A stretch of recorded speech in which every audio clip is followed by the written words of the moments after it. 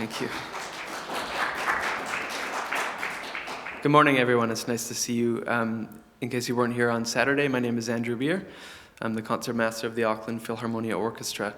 And I have to say it's really a privilege to share this stage with so many gifted, young, talented musicians. I've been really impressed this year with the level of playing. So today I wanted to really quickly talk about the Sonata Repertoire. I've only got 25 minutes. I'm going to try and get through 3 sonatas. And I've chosen 1 German, 1 French, and 1 Russian. I want to talk a little bit about some highlights in each piece, some of the challenges faced, and also some stylistic differences between these 3 styles of music writing. So we're going to start with German, with the Brahms 3rd Sonata. This piece was written over 3 summers in a Swiss lakeside mountain village, and I imagine it looked a lot like Queenstown. We have some challenges right away about studying the score. So if you hear the beginning, we have something called hairpins, where we grow in sound and then diminish in sound in a row, which is like this. Now, if you look at the violin part in various editions, it looks like the hairpin goes all the way to the end of the bar, which would sound like this.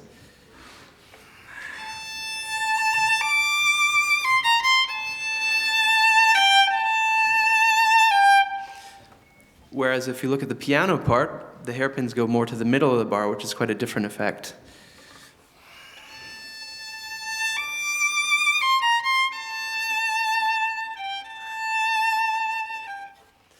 So in duo repertoire, it's always important to know what the other person is doing and try to match.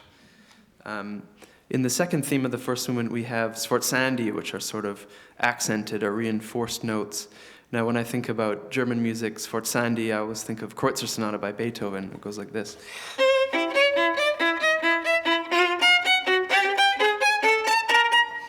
A lot of sort of ferocious energy. Here, that doesn't work. This is more a lyrical theme. If I were to play the sforzandi that way in the Brahms, it would sound like this. It just doesn't work. We need a more lyrical approach.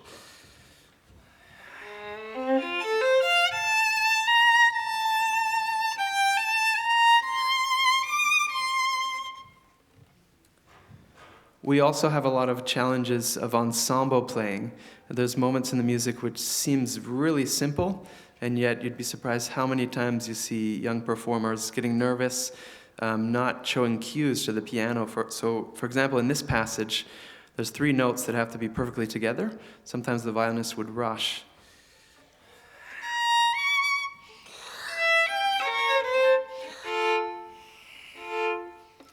Whereas a more experienced chamber musician would know to cue the pianist there to play like this.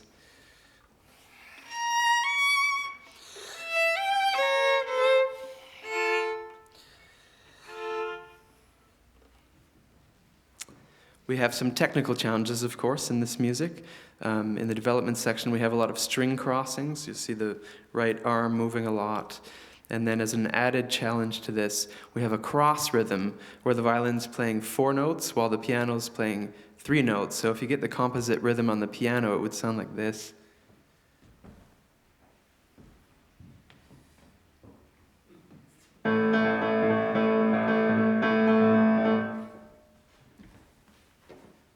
Don't try that at home without supervision.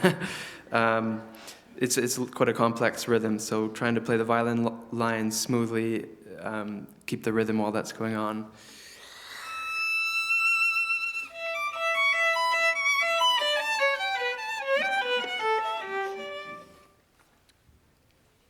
Now, if we look at the beginning of the second movement of this piece, we can talk a little bit about German sound.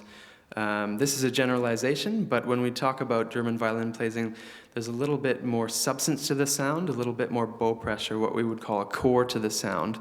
So rather than this at the beginning,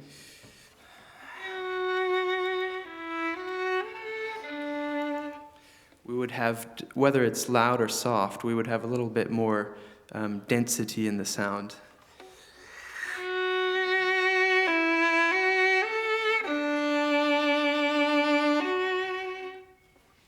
And later we're going to look at Debussy and talk about some differences in his sound world. We also have passages which seem very simple, possibly could be played in a boring way if only listening to the violin part.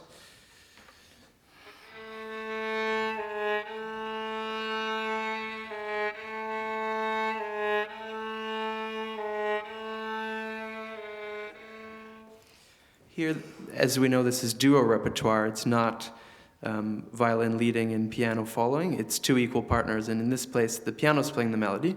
So if we listen to what the piano's doing here,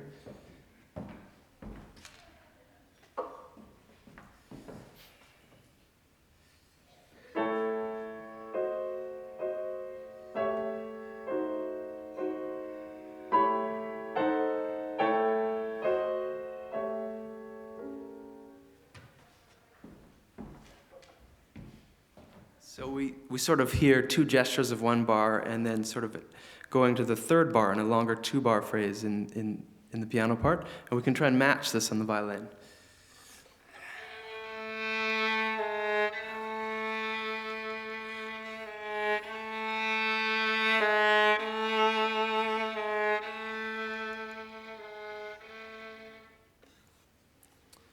We have some passages of great technical difficulty, such as near the end of the second movement, where we have a rising figure and then we play a lot of double stop thirds high up on the E string. I think my fingers have warmed up enough to try. Let's see.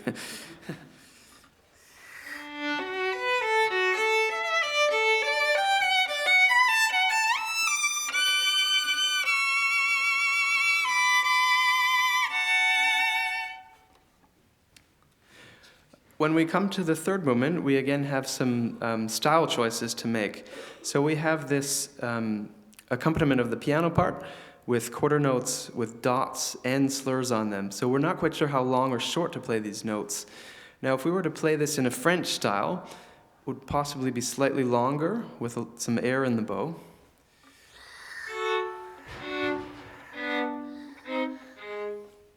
Or if we were thinking of this as Russian repertoire, we might have a lot of emphasis or energy in the beginnings of the notes.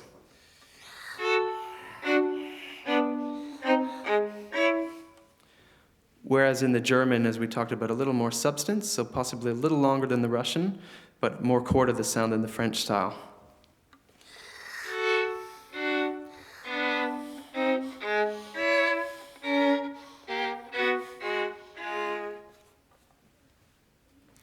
And finally, just to touch on the last movement briefly, here a big challenge is projecting enough sound to compete with the piano, which is quite thickly written. So we'll hear at the beginning the violin plays the accompaniment part.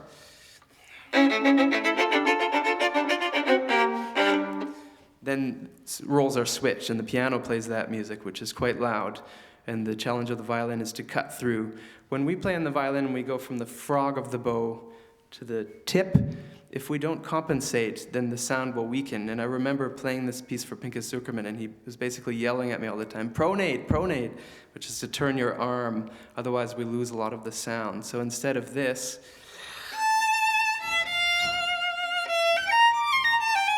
you sort of hear a decay in the sound. We really try and sustain it.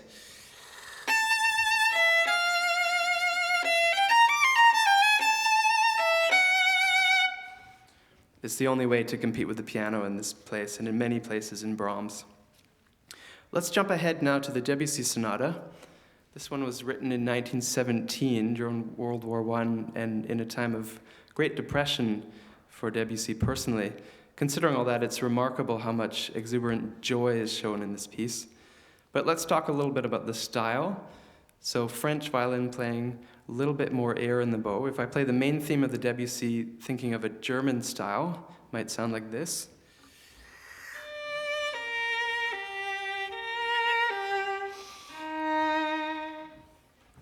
And then when we talk about more air in the bow, we might mean that we move the bow faster, more speed, but less pressure, not pressing as hard into the bow. And the effect would be this.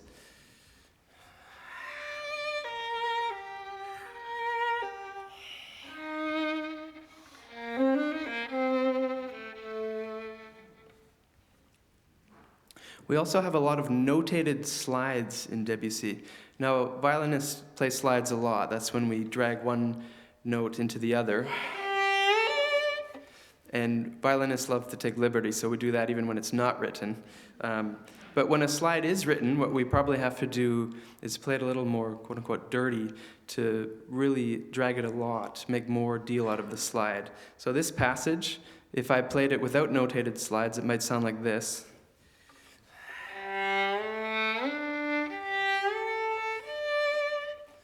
whereas when they're actually written, we'd want to do this.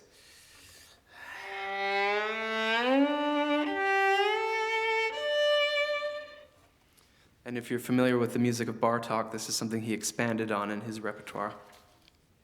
We come to the second theme of the Debussy first movement, really special color achieved here. So again, we go for the French sound. If I play this theme in a quote-unquote German style,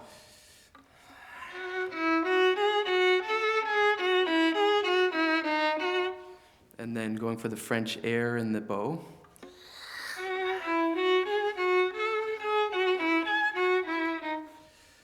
But he adds another element here called sur la touche, which is French for on the fingerboard.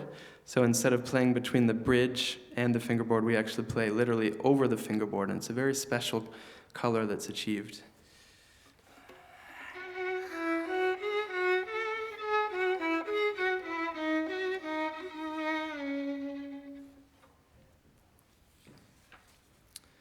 The second movement of this Debussy, there's really no way to describe it except quirky. It should be humorous in a way. And a lot of times performers shy away from doing that. You really need to embrace the quirkiness for this music to work. So if we listen to this beginning of this movement once played in rather a straight manner,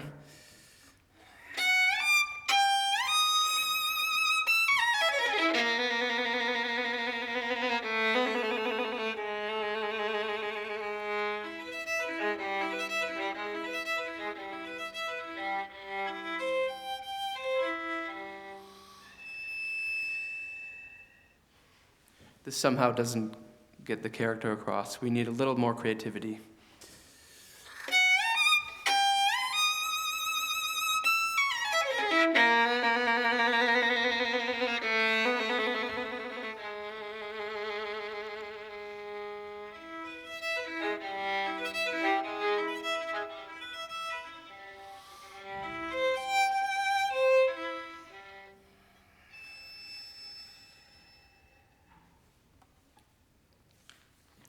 There's a great moment at the end of the second movement, which I think is trying to imitate a waterfall. And here the challenge is we have to do a lot of shifts where we're moving the left hand on the violin, which is quite difficult, but we need to hide this and to make it sound as smooth as possible, like a waterfall.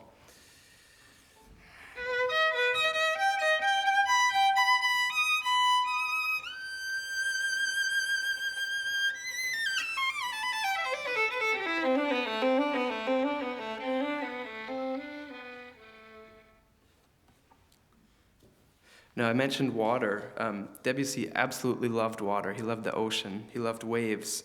And we hear this in his music. Listen to this passage from the third movement of the Debussy.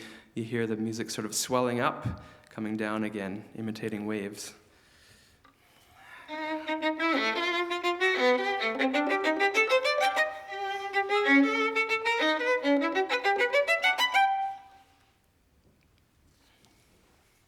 And one other influence on Debussy, that's jazz. If we think about 1910s and 20s in France, in Paris, the music of New Orleans in America was starting to seep through, and French composers really loved it, and they tried to incorporate it into their music. So if we think of the blues notes,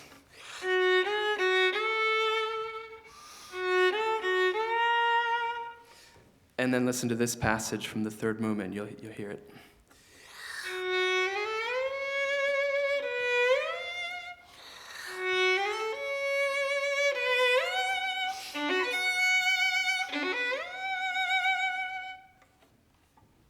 Let's see how we're doing on time here.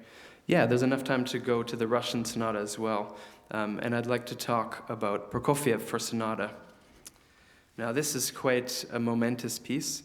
This piece was begun in 1938 and finished in 1946. So I think we can all guess that it has quite the indelible footprint of World War II on it. And we hear, I always think of the beginning as fate knocking on the door. If we think of that theme from Beethoven's Fifth Symphony, I get a similar idea from the beginning of this sonata as a repeated figure happening 3 times, becoming more adamant each time.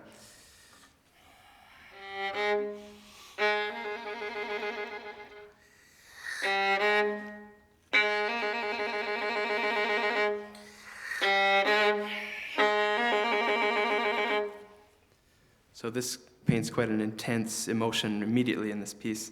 Of course, technical challenges abound. There's passages where we have to play two notes at once, not just double stops in the sense of a melody and an accompaniment, but two equal voices.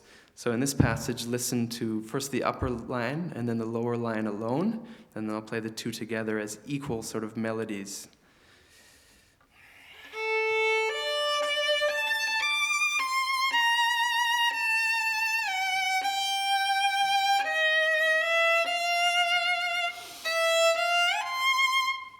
And the lower line.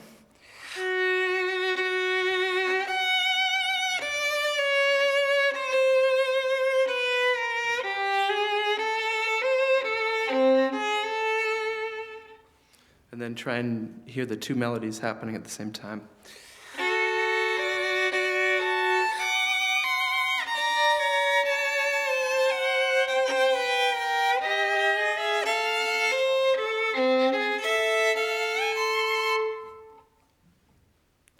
There's this amazing moment in the first movement which Prokofiev described as wind in a graveyard.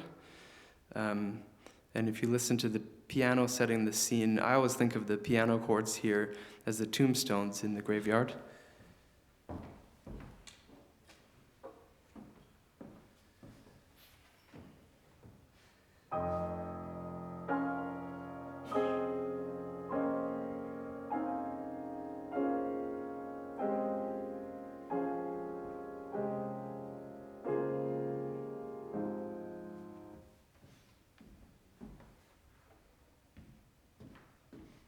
And on top of that, the violin depicts the wind.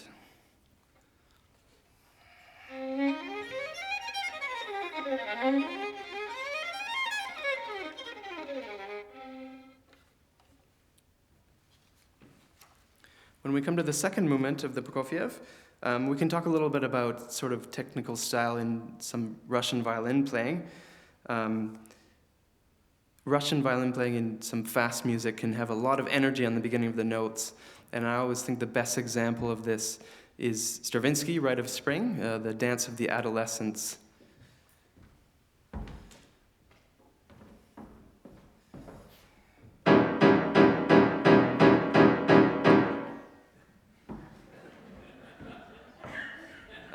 I think you've all heard that one before. This is something all Russian composers of the 20th century would have had in their ears and their minds when composing. So we hear the influence clearly at the beginning of the second movement of the Prokofiev.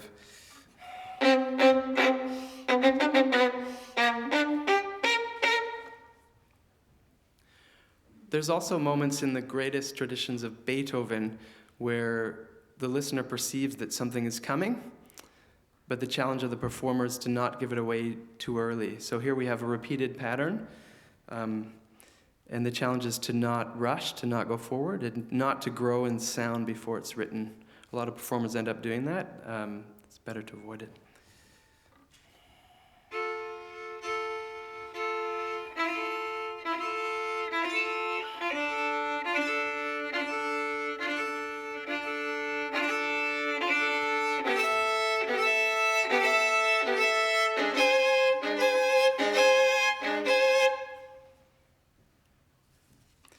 If we have wind in the graveyard in the first movement, the third movement could perhaps be described as wind on the prairie. It starts with a theme like this.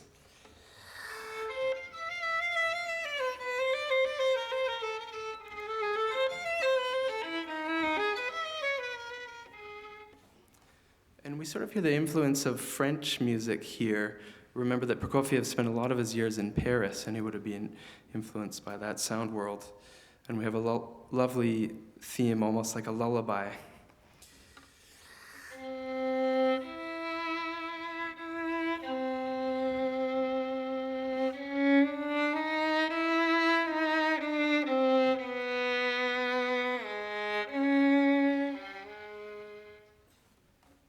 And this sort of dreamlike character is maintained throughout the movement until this remarkable moment where it's almost as if alarm bells go off, or possibly an army band marching by with trumpets playing in the distance.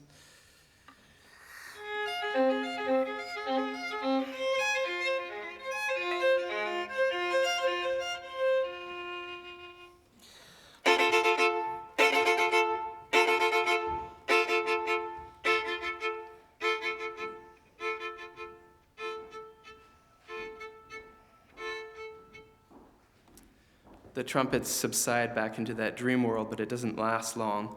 And the last movement comes back to that ferocious character.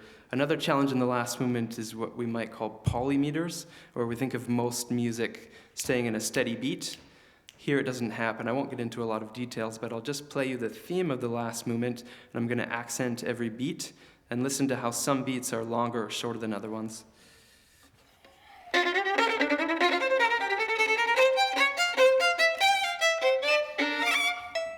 That wasn't very good, but I hope you got the point. And these ferocious moments are contrasted again by very seemingly simplistic moments. There's the second theme in this movement.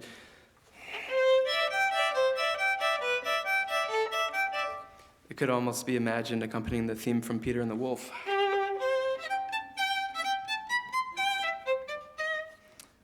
Of course, it's not that simple. It's quite challenging for the violinist to play. What we're doing is rotating every note between a single note and a double stop note, which is a big technical challenge. I'll play it slowly once so you can hear it.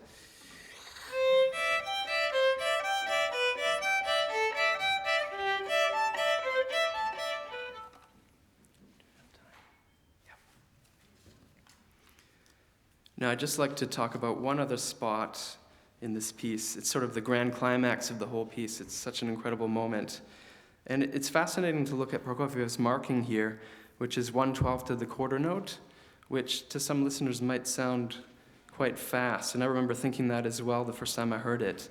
It was a 1946 recording of David Oistrakh, the great violinist who premiered this piece, and it's about at this speed.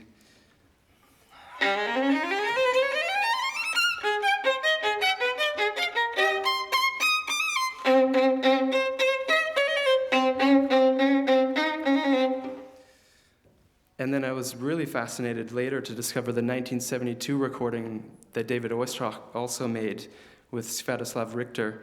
And in the recording, it sounds like Oistrakh's trying to go at that speed again, and then Richter just holds him back. He's playing these massive chords in the piano. He just won't let him go any faster.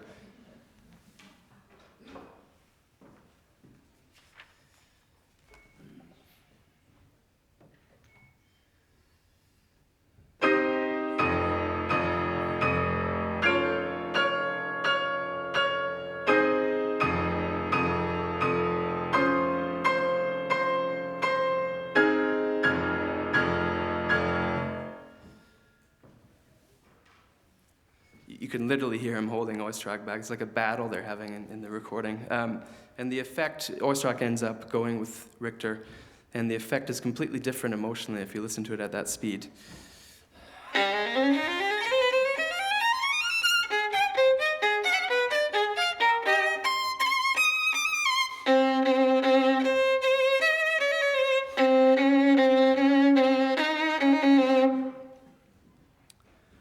I won't say which one I prefer. I think the point is that musicians always have choices to make, even at times when a composer wrote something and then the violinist that premiered the piece ignores him in a later recording. There's not always right and wrong answers. So that's all I wanted to talk about the music today. And I just wanted to finish with one other thought. This is, of course, a violin competition, and we talk a lot about the challenges of the violinist. We also have some unsung heroes in this competition who are the two people playing piano with all the candidates. It's an intense challenge to learn this much music in a short amount of time, sometimes playing the same piece twice with two different people who interpret it differently, and remembering those differences and matching the violinist so well. So I'd like to give a really big thanks to John Liu and Sarah Watkins.